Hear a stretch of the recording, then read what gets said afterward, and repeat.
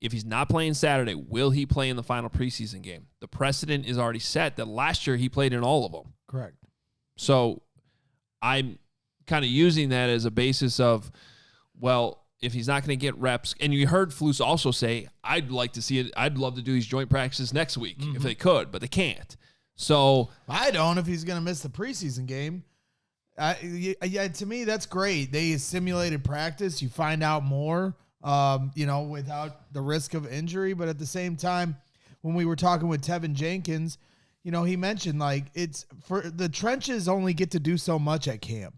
And it's very, they're going to make sure everybody's protected. They can't, bowl people over like we saw in the preseason game. So how do you get a fair representation of what the offense is going to be until the live bullets are flying? They have to play Justin Fields and the starters in the third preseason game, else how many weeks is that before week 1 where he's not playing live action? I get that. My perspective would be, though, if he doesn't play this week and if, say, they just don't want to play him next week, as much as it sucks for us because we want to see him out there, and Adam made a great point where he played in all the preseason last year. I think that would just show the growth that he's had with his coaching staff and the confidence that they have in him more so than last year, because last year, new coaching staff comes in.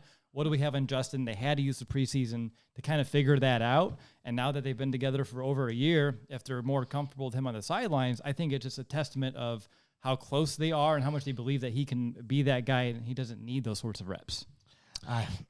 Tom Brady always used to play every preseason game.